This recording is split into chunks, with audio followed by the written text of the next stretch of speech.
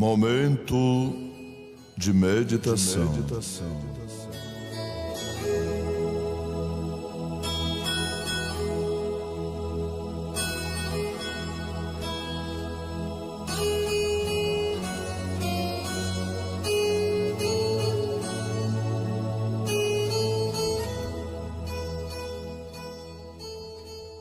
E vos darei um coração novo, e porei dentro de vós um espírito novo, e tirarei o coração de pedra da vossa carne, e vos darei um coração de carne, e porei dentro de vós o meu espírito, e farei que andeis nos meus estatutos.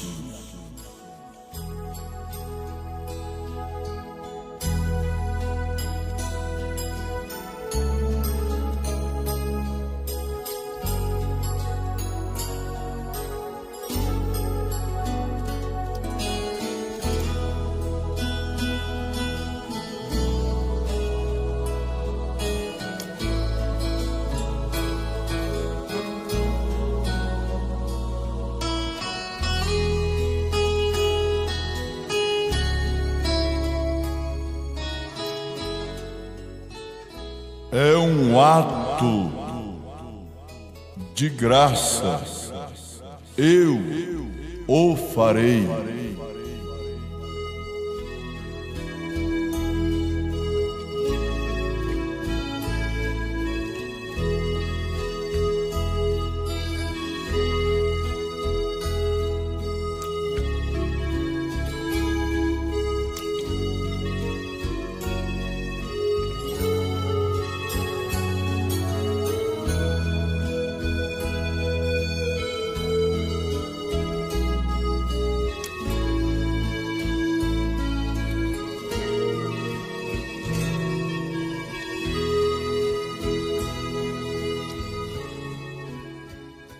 Nós lemos no livro do profeta Ezequiel, capítulo 36, os versículos 26 e 27. E o profeta de Deus para esta era, o irmão William Marjo Brana, na mensagem A Personificação do Cristianismo, no parágrafo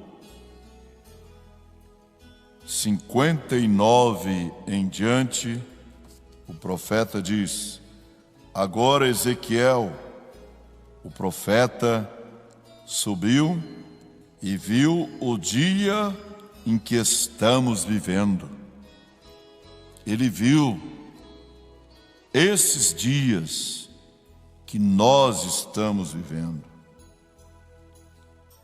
Oh, que passeio na escada de Jacó, prever o que será e trazer aquilo para baixo. E nestes últimos dias, os últimos 2000 anos, os quais Ezequiel viveu há alguns 600 ou 800 anos antes da vinda de Cristo. Ele viveu uns 600 ou 800 anos antes da vinda de Cristo. E esta profecia é para os últimos dias. Últimos dias são os 2000 anos. De 2000 anos para cá, tudo é último dias. Eles tinham um coração de pedra, e isto é, o Espírito Santo não podia entrar naquele coração. Coração de pedra é quando o Espírito Santo não pode entrar. É o coração duro. Ele não tinha como entrar naquele coração, porque era pecaminoso. O coração que o Espírito Santo não entra, ele é um coração pecaminoso, cheio de iniquidade, como Davi, no Salmos 66, os versículos 18, 19 e 20. Se eu atender a iniquidade no meu coração, o Senhor não me ouvirá. Mas, na verdade, Deus me ouviu e atendeu a voz da minha oração. Bendito seja Deus, que não rejeitou a minha oração, nem desviou de mim a sua misericórdia. Mas, se eu atender a iniquidade no meu coração, o Senhor não me ouvirá. E o coração duro, que não ouve a voz de Deus, é um coração cheio de iniquidade.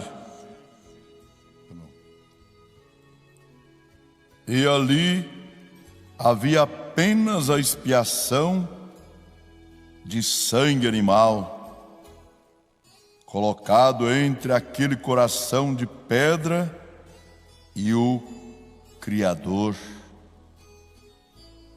Mas quando o sangue daquele animal, sendo o substituto, naturalmente apenas uma sombra ou um tipo do verdadeiro sangue por vir, sendo que a vida na célula sanguínea era vida animal, a qual não podia corresponder com o espírito humano, porque a vida animal não possui alma, mas a vida humana tem uma alma. Então, logicamente, eles não podiam se misturar como o azeite e a água, mas quando Cristo chegou e morreu, agora o sangue de Cristo, o qual foi derramado no Calvário, dentro daquela célula sanguínea, nenhuma outra senão a vida de Deus. Vê isto? Observem, então o adorador chega diante de Deus com este sangue apropriado. Apropriado é o sangue de um Redentor que nos redime. Você se coloca numa casa de penhores, através do pecado. Adão te colocou na casa de penhores, mas Cristo chegou e Ele é o seu Redentor, e você pertence a Cristo. Deus te deu a Cristo como um presente de amor por seu sacrifício, e você é trazido a Cristo através do Espírito Santo, o qual te cortejou através do sangue do Senhor Jesus e presenteou a Ele como um dom. E Deus ama os seus dons, e ele não suportará vê-los destruídos. Deus tem guardado seus dons. Jamais você será destruído. Pelejarão contra ti, mas não prevalecerão contra ti, diz o Senhor, porque eu sou contigo, diz o Senhor, para te livrar. Porque os filhos de Deus são dons de Deus, dado a Cristo pelo seu sacrifício. Você é combatido, lutas, muitas são as aflições dos justos, mas não você, mas Deus os livra de todas, porque você é um dom de Deus, você é um presente de Deus dado a Cristo, e Deus ama os seus dons, e Ele não suportará vê-los destruídos. Por isso que Paulo disse na segunda carta aos Coríntios, capítulo 6, como contristados, mas sempre alegres, como pobres, mas enriquecendo a muitos, como nada tendo e possuindo tudo. O profeta de Deus continua dizendo: um ministro fez uma pergunta a outro certo dia. Ora, agora perdoe isto tem um pouquinho da minha própria doutrina, mas no tabernáculo fazemos isto. Agora, sendo um sujeito, perguntou ao outro dia, ele disse: você crê que um homem alguma vez se tornou filho de Deus, nascido do Espírito de Deus, lavado no sangue e remido totalmente através de Deus, através da renovação do seu coração, através da lavagem na água, através do sangue, através da palavra, e se torna um filho de Deus? Você não acha que aquela pessoa poderia pecar e se afastar de Deus para um lugar onde estaria perdido? E o ministro sobre o qual estamos falando, sendo um estudante bíblico muito aplicado, disse: eu responderei a sua pergunta quando você responder a minha. Você acha que um homem poderia ser tão bom que ele não mentiria, roubaria ou faria qualquer coisa ruim? Mas ele seria tão bom que Deus o receberia no céu sem o sangue de Cristo? Não, claro que não. Você não poderia ir ao céu sem o sangue do Senhor Jesus. Não importa quão bom você seja, isto é justiça própria. E não vamos para o céu com justiça própria. Não importa quão bom você seja, é totalmente impossível você entrar no céu por sua bondade.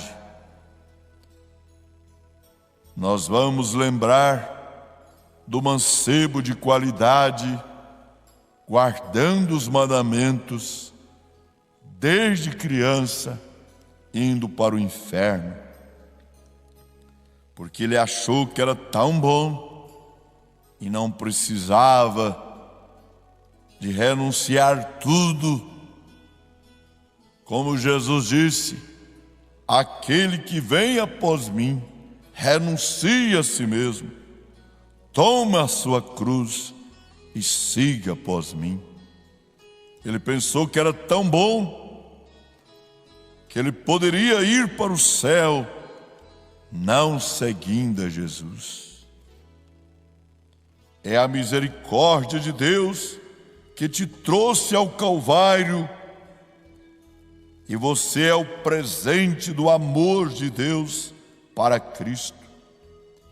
Se Deus deu um presente a Cristo, Cristo guarda o seu presente. Todo aquele que vem a mim, todo que o Pai me tem dado virá a mim, e nenhum deles se perderá, e eu ressuscitarei no último dia. Agora, você não pode ser trabalhado emocionalmente. Você pode ter azeite nas mãos, ou falar em línguas, ou dançar no Espírito, ou se unir à igreja, ou um pouco das coisas irracionais do dia,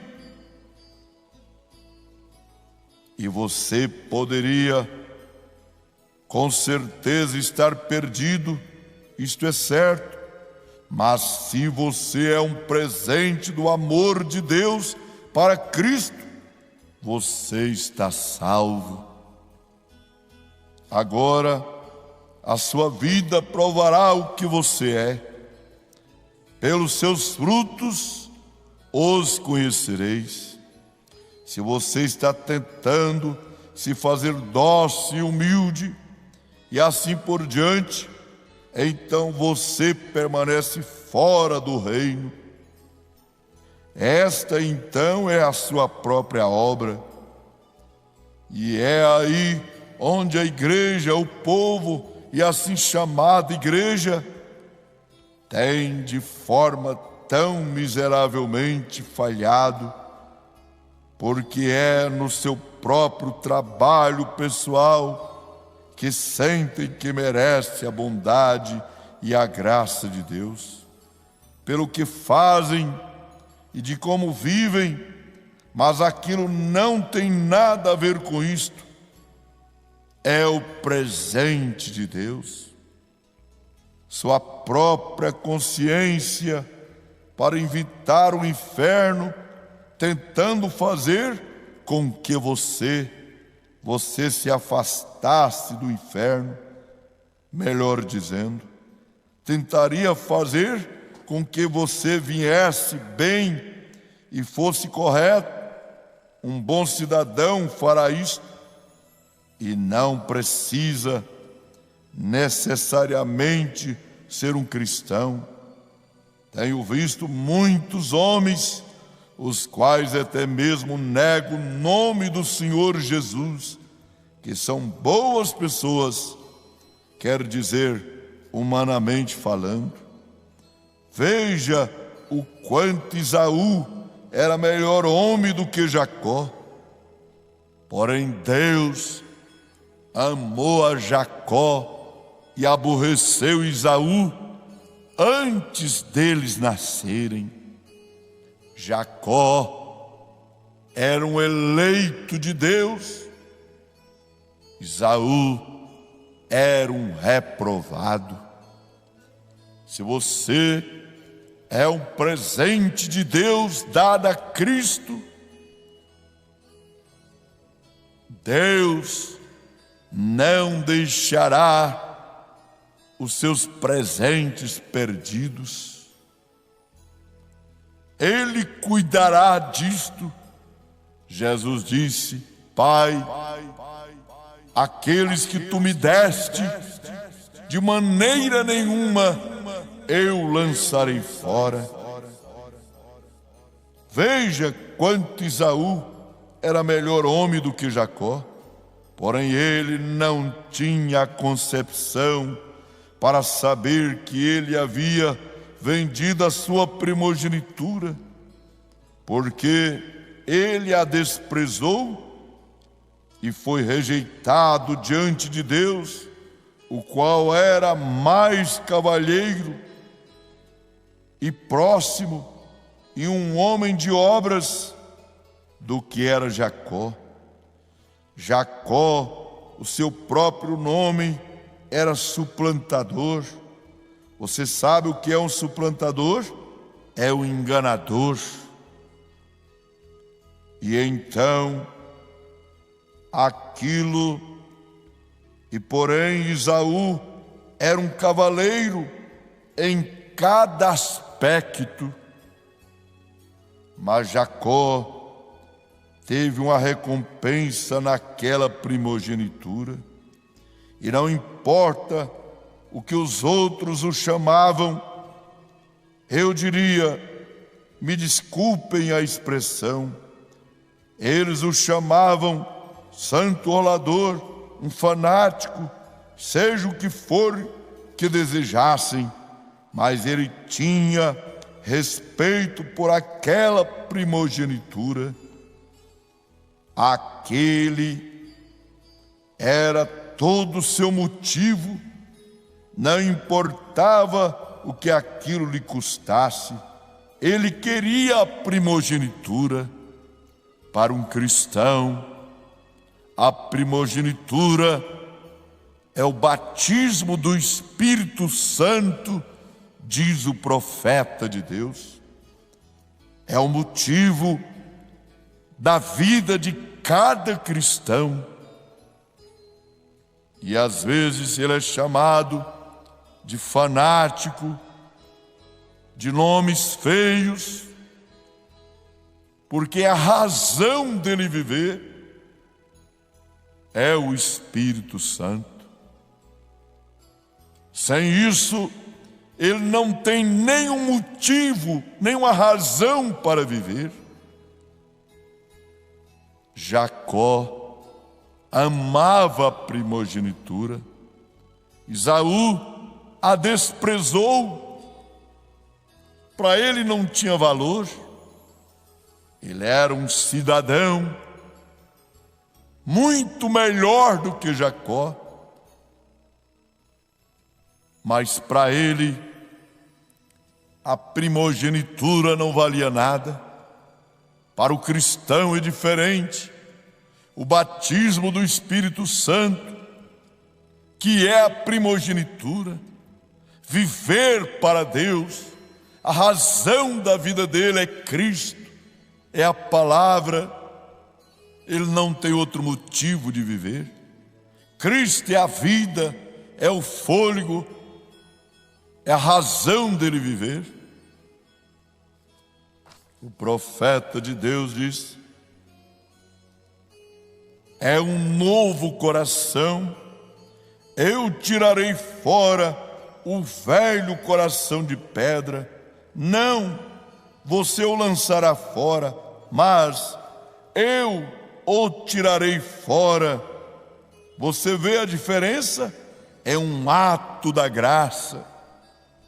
Eu o farei. É Deus que tira o coração de pedra da vossa carne e dá um coração sensível de carne. Tudo é uma obra da graça de Deus. Tudo é graça. Nós somos salvos pela graça, por meio da fé. Não vem de vós, é dom de Deus. Seja consolado. É um ato que Deus faz em você. Tudo é Ele. Por isso toda a honra, toda a glória. Seja grato pela graça de Deus, de ter te chamado, de você ser um presente de Deus dado a Cristo, e Ele cuida dos seus presentes. Deus os abençoe, em nome do Senhor Jesus Cristo. Amém.